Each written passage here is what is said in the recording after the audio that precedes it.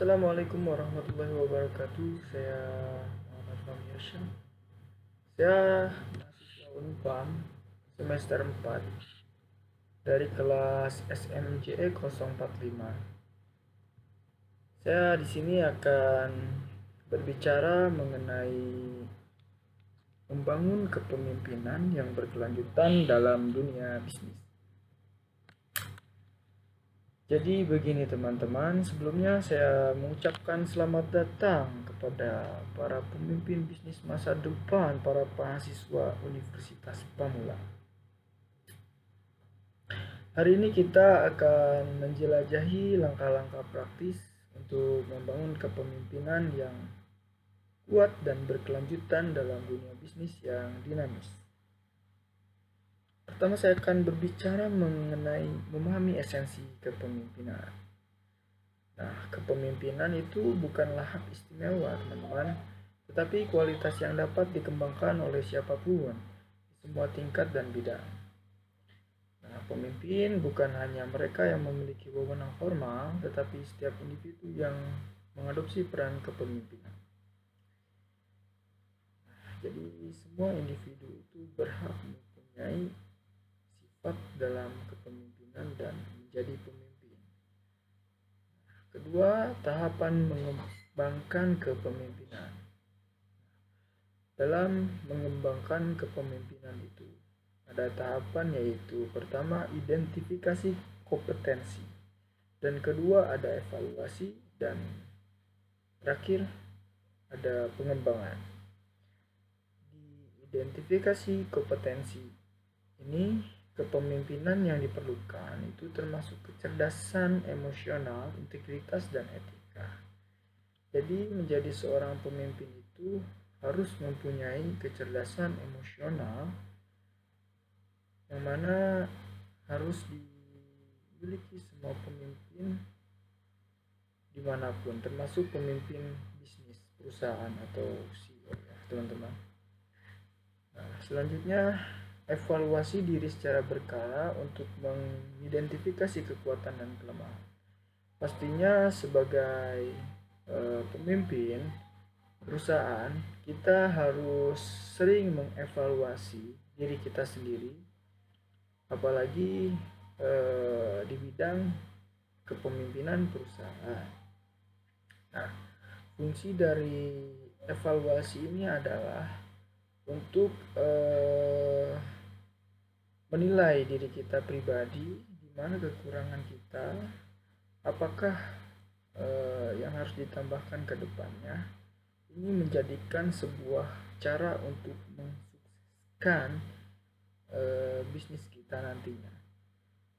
Jika kita sering mengevaluasi diri, introspeksi diri, menilai kekurangan kita, maka insya Allah kita akan menjadi orang yang sukses nantinya. Karena di setiap bidang pun kita harus mempentingkan evaluasi itu sendiri. Nah, selanjutnya terus-menerus kita harus mengembangkan keterampilan kepemimpinan melalui pelatihan dan pengalaman praktis. Nah, pengembangan ini harus kita jalani secara rutin ya, karena kita harus membuat organisasi bisnis kita agar berkembang ke depannya, teman-teman. Nah, selanjutnya saya akan berbicara mengenai adaptasi dan integritas.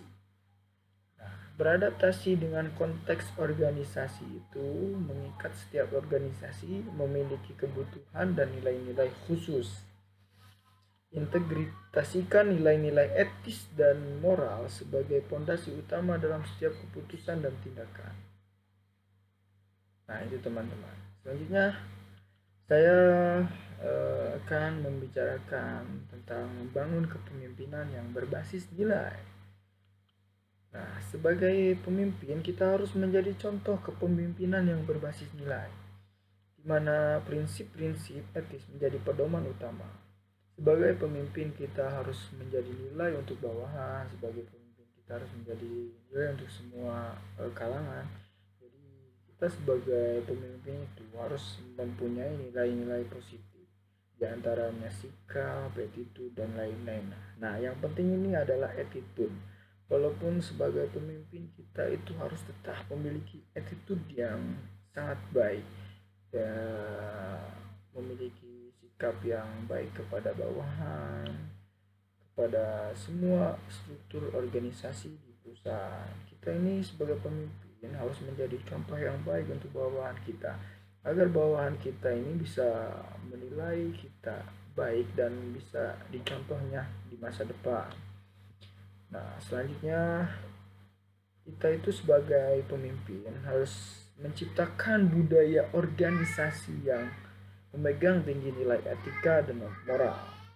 Kita itu harus membuat budaya kerja itu menjadi budaya kerja yang memegang tinggi nilai-nilai etika gitu. Kita harus mempunyai etika di pekerjaan, karena etika itu sangat penting teman-teman, dimanapun kita berada, bukan hanya di tempat bekerja saja. Kita harus mempunyai etika di luar, di sekolah, di kampus pun kita harus mempunyai etika, karena etika ini sangatlah penting ya teman-teman. Selanjutnya saya akan berbicara mengenai tantangan dan menguasai kepemimpinan. Nah, menguasai kepemimpinan adalah tantangan yang memerlukan kesabaran dan komitmen.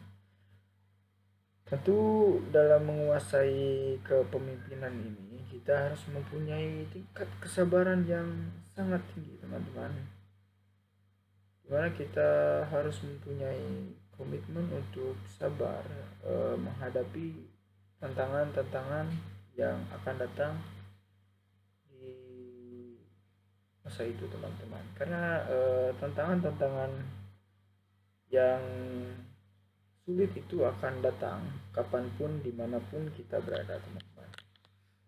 Nah, selanjutnya, pemimpinan itu bukanlah akhir dari perjalanan, tetapi perjalanan yang berkelanjutan untuk pertumbuhan dan mengembangkan diri.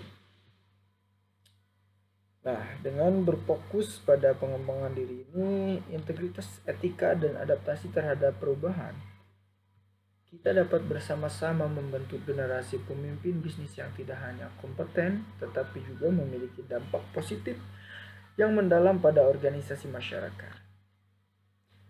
Saya mengundang Anda semua, para mahasiswa Universitas Pamulang, terutama teman-teman sekelas saya, untuk terus-menerus mengembangkan diri kita, kembangkan diri menjadi seorang pemimpin yang baik, menjadi seorang pemimpin yang bernilai, menjadi seorang pemimpin yang beradab, menjadi seorang pemimpin yang beretika,